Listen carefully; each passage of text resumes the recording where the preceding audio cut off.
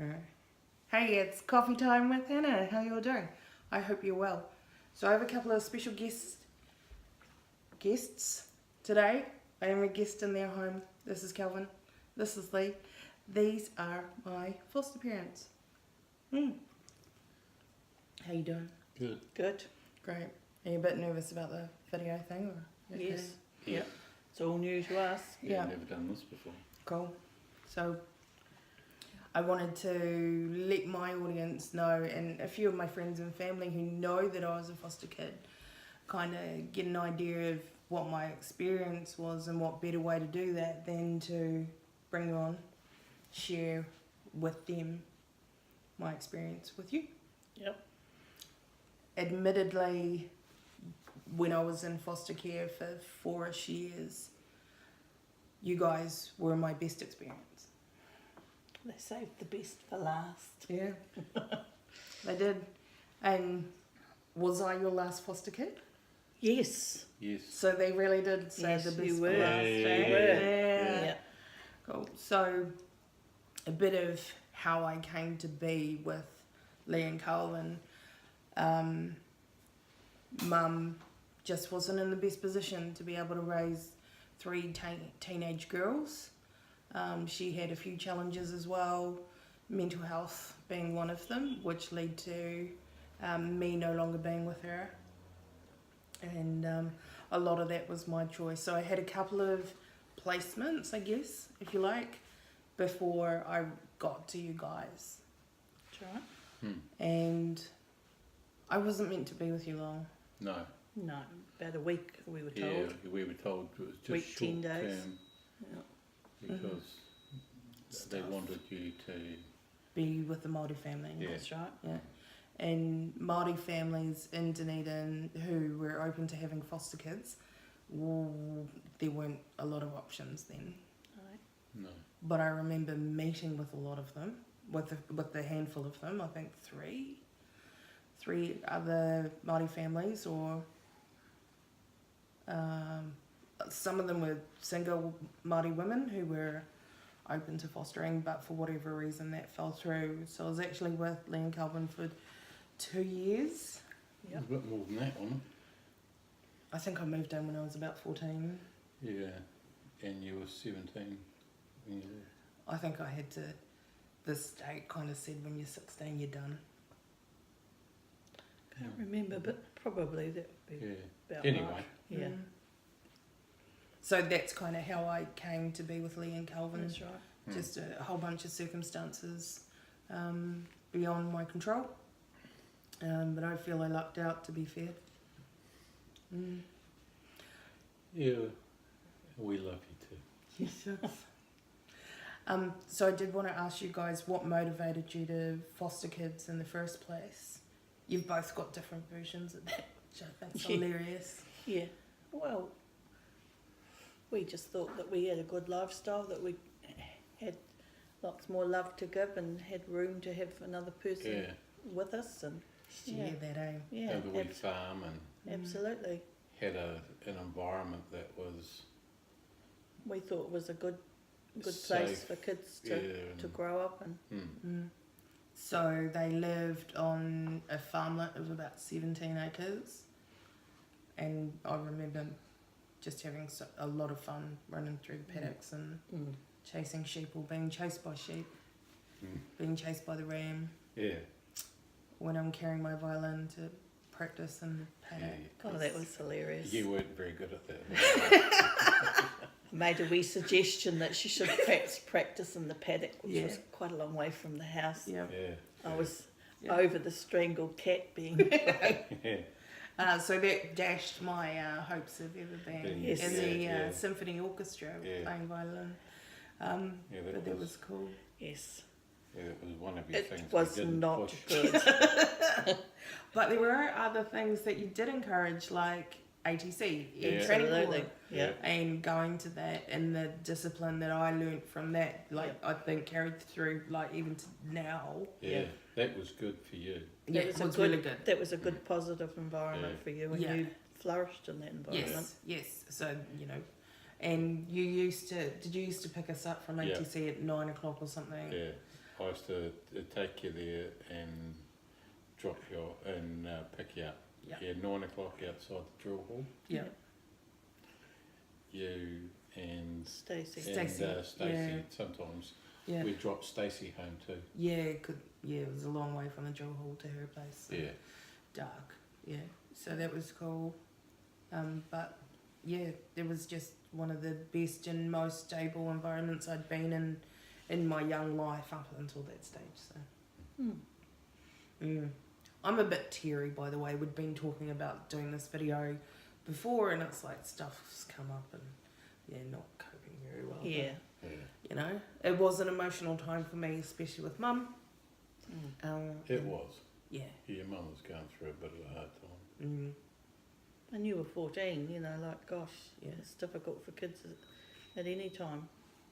At 14, I didn't really understand what having a parent with mental illness meant, let alone having any strategies or tools to be able to cope with that. Like, now we're very open about mental illness and how that affects people and those around us, but back 20, 30 years ago, there was none of that, you know. No. We weren't all, you know, John Kerwin and talking about it. No, it was kind of hush-hush, wasn't it? Yeah. Yeah. But your mum was really good. We had both of us like to think we had a close relationship with your mum. Yeah. Of the 11 kids that we fostered in our fostering days. And you had gelled with our boys, you know, that was Yeah. important. It was one of the closest or closer relationships, wasn't it? It was one of the most comfortable ones we had with other Yeah, parents, yeah, Cool. because sometimes they were really challenging. yeah.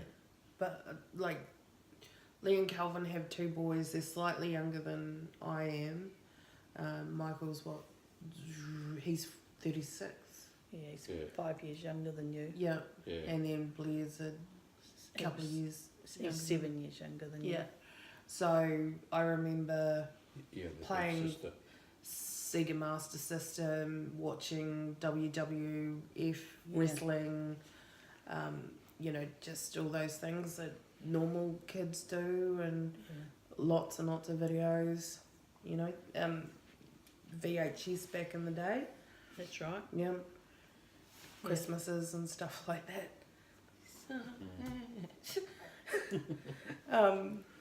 Yeah, those kinds of things, and they're like really normal, but in my experience, they weren't normal for me.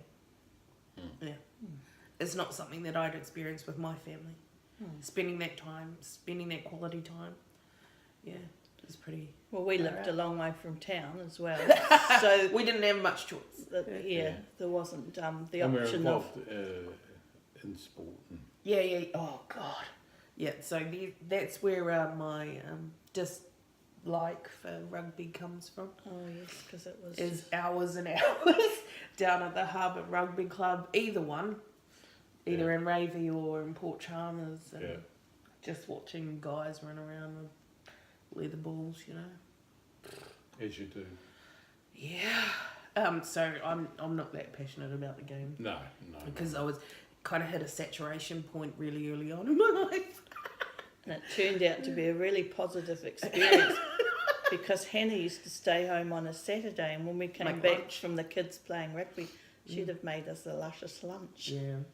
Hence her love of cooking. Yeah, that really is where that inspired. And today, because we've got a couple of other guests staying with us as well, and they're not here at the minute, but I made breakfast, and it was kind of a tribute to that. And yeah, I love cooking. You know, I love cooking. I've shown you before. We love eating. Yeah. Yeah. So it takes a lot of work to maintain this physique, you know. Absolutely. So, you know, they're really good, positive things that have come out of my experience, even though it wasn't long, but I'm an adult now, and I keep coming back. Yeah, well, as I said, nearly 30 years later. Yeah. You'll always be our girl. Yeah, I appreciate that. Like after the earthquake as well, when I was in Christchurch and I wasn't quite sure what was happening, I did move in with my sister who had pre-teen kids, and them jumping and yelling and being kids really kind of got to me. So I don't remember how it came about. I think you might have said, Lee, why don't you come and stay? And I did, till I knew what was happening for me. You were there a few months. Yeah, it did take me a while to work out and make decisions because I needed to get back to Christchurch. There's a few things that I had to work out before I could start making decisions for my future. So that was great. And just having that space, like actual physical space and quiet as well, things were a bit more predictable and a bit more certain. And it's kind of one of those things, you always go back to safety, and you were safe for me. So that's what I did after the earthquake. I went and hung out with these guys, and That's right. and Susie the sheep, Susie the lamb. Well, you had nothing. Yeah, literally had nothing. I had the Yeah. clothes on my back Yeah. and maybe a handful of toiletries by the Yeah. time I came in, because So, like so we had to everything get was you impossible. right again, didn't we? Yep. And So then you did get a chance to go back and get, all my stuff. no, not all, just No, you like, only got a few Most, things, remember? Yeah, I could Yeah, only we fill weren't the allowed car. you could fill your car I for could fill 20 the car, minutes, yeah. remember? And, Yeah, and I then do you came, remember. yeah, You were escorted in and you got 20 minutes. Yeah. yeah, And you remember couldn't get a Yes. lot of it, but you got some clothes and The important documents and stuff like Yeah. that, you Yeah, know, yeah. it's like, oh, where's my business? but you know, it must have been hard, like walking away and leaving all that stuff that, yeah. Yeah. Hmm. But I started again. So once that had, Because we'd been to your flat a few times. yeah, because you Up in came and Christchurch. picked up a vehicle That's right. for Yeah. work. Yeah, Yeah. yeah, came up to Christchurch, picked up. Yeah, me, yeah, And we come and seen you. yeah. And dealt there were a with- couple of times we seen. We went around to your flat there, and we went out to the one that you were around. Running in, ball or something. No, out in Ireland. You were out there. Oh yeah, You remember that flat? We went to that yeah. one. I didn't like that one No, so much. we could tell that. Yeah, And then the one that you weren't. in town. Yeah. Yeah, that I love that. That's yeah, the one and I that's was the in. one where you're in where the Yeah, when it you all come fell down. crashing down. Yeah. So, Hmm. yeah. It's just one of those things. I'll probably keep coming back to. Well, you have been back up here since we've moved A couple of times. Yeah. more. Yeah. Checked out the place. Yeah. So after the earthquake and I was hanging out with these guys, they had made the decision to move here. We're up on the Kapiti Coast, now to be closer to the grandkids and better work opportunities Yeah, well, I or got more offered a opportunities. job up here. Yeah. Is what I was at the university, Mm. and I got rung up and offered a job up here with another tertiary education provider. Yeah. So up I come. Yeah, cool. And close to the grandies. Well, that was Big motivating factor, eh? yeah, Mm. and it was a chance for us to do something different. Mm. You know. Still feels the same though. Yeah. Does still feel the same. Yeah. To take the mick out of each other. Yeah. So when about the same time that these guys moved up here, I moved to Gore. So, you know, we kind of went back to my childhood home in Maya. And then it's like, okay, you go your way, I'll Yeah. go mine. And that was great. And that was 7-8 years ago. Yeah. Yeah. So I'm back in Dunedin. I'm kind of enjoying it this time round because I've, you know, been able to make a lot of choices around, you know, stuff in my life. You're a much happier girl. Yeah. Yeah, Absolutely. like once you were with us and then you went to Australia for a wee bit, Yeah, a couple of years. didn't you? Yeah. And that was something you needed to do, Yeah. and it made you sort of, you know, Yeah. see things for what things are, and then you came back and then got into a few other different things, Mm. Christchurch, Mm. then down to Gore. Gore, Mm. now back to Dunedin. Mm. And who knows? Yeah, what happens from here? Mm, Yeah, exactly. So, yeah, especially after my day on Friday up here with the company that I work for, opportunities abound for me, I think. Well, Pretty you're a excited. very talented girl. Thank you. He doesn't have to say that either. She slipped me $10, really. Yeah. She told me I've got to say it 5 times before we started this. But I wanted to thank you guys for everything that you've given me, like then and now, and still continue to give. And those things include unconditional love. You don't need to think, it just comes. Yeah. It does. Yeah, shucks.